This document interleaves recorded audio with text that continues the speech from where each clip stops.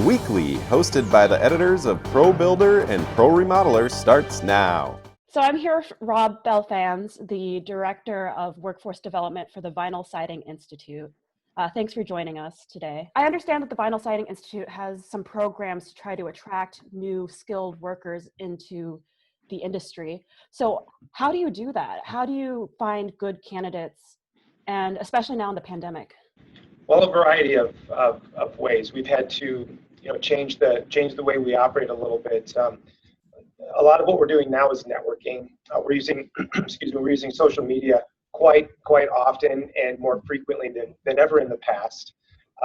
Typically and historically, our business model operated in in-person events, and now we're doing outreach through the internet, through social media, Facebook, Instagram, Twitter, and using LinkedIn more and more every day. So that's the primary outreach. Yeah, I saw that on the LinkedIn. You had like a lunch and learn that you're advertising. Yeah, so we're doing lunch and learns on a fairly regular basis. Usually at weekly, we'll have at least one, and then every month we're doing a specific joint lunch and learn with another organization in the building construction products fields, where we try to bring more value to our installers rather than just day-to-day tactical education. So do you have any specific tips or tricks for remodelers and builders for recruiting skilled workers and finding those, rock stars? We often leverage the current business and the incumbent installers and contractors in the field, but what we're finding is that there's limited numbers there.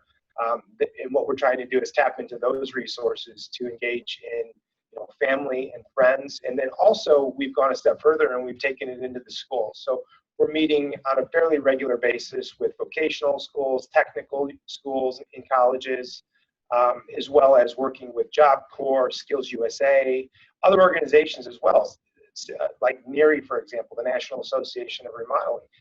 Those are fantastic organizations that have certainly opened the doors for us to help engage new talent that's coming into the industry. How do you know if someone is going to be a really great worker? Are there any overarching themes between overachievers or people who are going to add a lot of value to your company?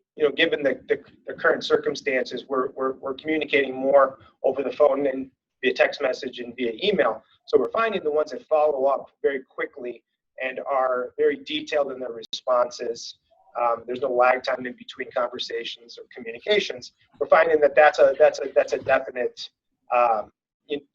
common theme of folks that we believe are going to be successful.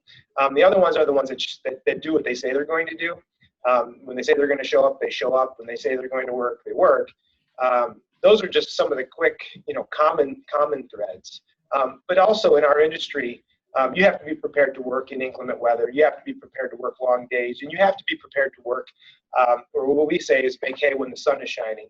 And when there's working conditions that allow us to be in the field and working and providing our customers with a delightful experience, the ones that again do what they say they're going to do and follow through and follow up are the ones that we've seen probably be the most successful, if you will. It's always great when people do what they say they're going to do. That's right. Absolutely. That's key. So going back to those lunch and learns, are there any other programs that you've been doing, or how has the engagement been with those programs? Dating back pre-COVID, pre-pandemic, we were doing in-person events where we'd have classes from 15 to 150 in the classroom. We're not able to do those to your point, so we've started the lunch and learns, the webinars with a virtual live instructor, and some pre-recorded videos.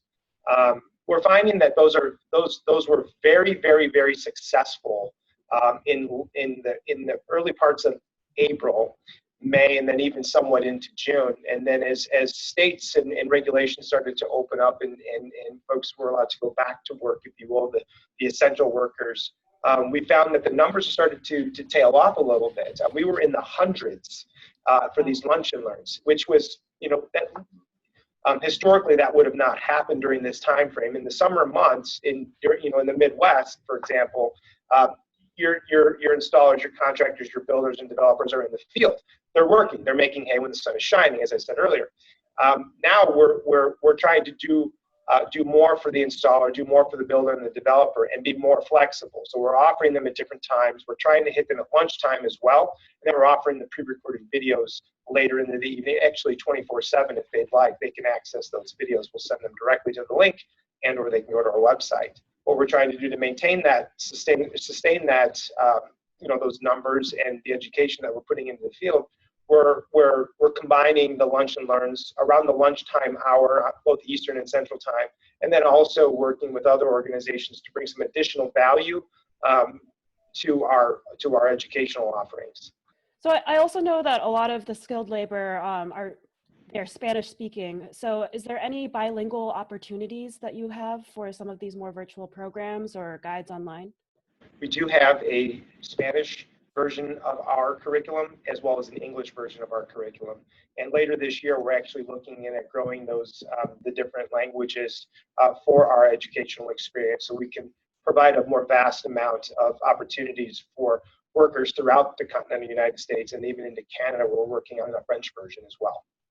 Well, thank you, Rob. It's been great talking with you.